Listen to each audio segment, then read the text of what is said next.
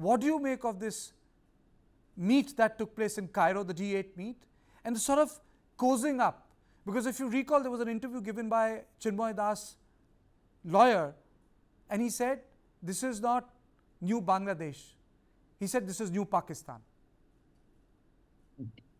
Absolutely, you're absolutely right. Actually, 2 or 3 points we have to be very clear on. First of all, who brought this regime change? Who was behind the regime change? The regime change was clearly, Pakistan was one of the leading countries behind the regime change, because Pakistan has brought in to the regime change, through the regime change in Bangladesh, the same Jamaat-e-Islami who was their partner in the 1971 war, fighting the Bangladesh people, then East Pakistan, and fighting India.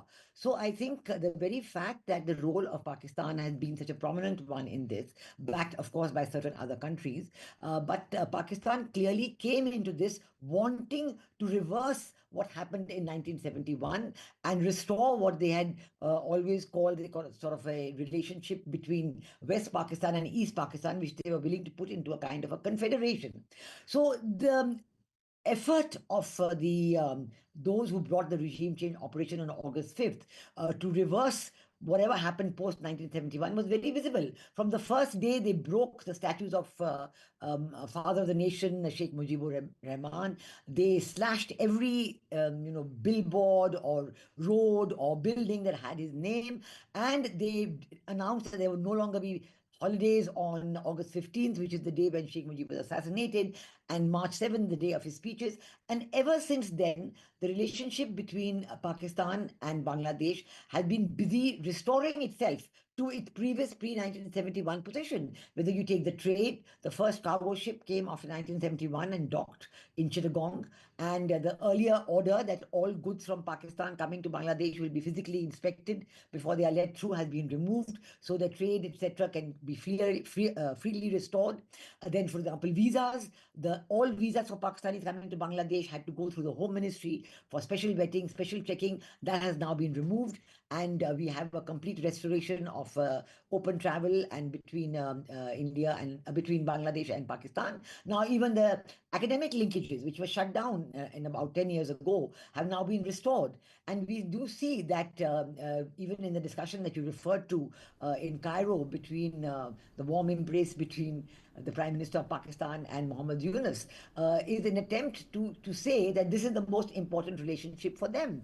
In fact, this has been even the Bangladesh courts, the renewed courts, the old judges were removed by force and new have been appointed quite illegally against any constitution.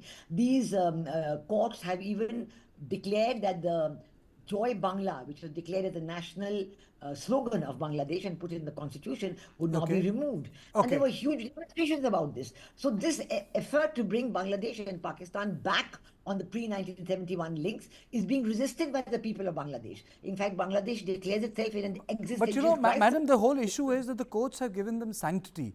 And now Yunus has time till 2026. General Huda, what I want to know from you is the strategic implication of this change that is ushering in Bangladesh, whereby there is an embrace between Dhaka and Islamabad.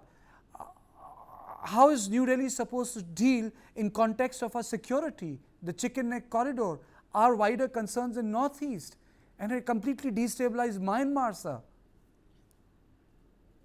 I think it was quite clear from August 5th onwards, after Sheikh Hasina was driven out of the country, that the regime that you had in place in Bangladesh was hostile towards India. I'm not mincing my words. So right from the very beginning, the fact that the ban on Jamaat-e-Islami and their student wing was lifted, and this was one major issue for India. The kind of rhetoric that was coming out of Bangladesh interim political leaders of the interim government on how India has been hostile to Bangladesh, how they have propped up Sheikh Hasina, issues that initially came up on, floodwaters are being deliberately thrown into Bangladesh by India deliberately. So it's quite clear that we have a regime that is not favorable towards India. And we have major security concerns. We have major security concerns on Islamic radicalization. We have major security concerns if one of our closest neighbors in the past is now posing up to countries like China and Pakistan. And I think India must make its red lines quite clear.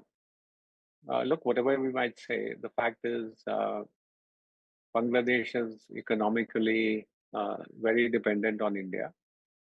So we have our pressure points. I mean, 85% of the cotton that goes into Bangladesh's largest textile trade comes from India. Food supplies, energy, electricity, petroleum products, food. I mean, these are items where Bangladesh is completely dependent on India.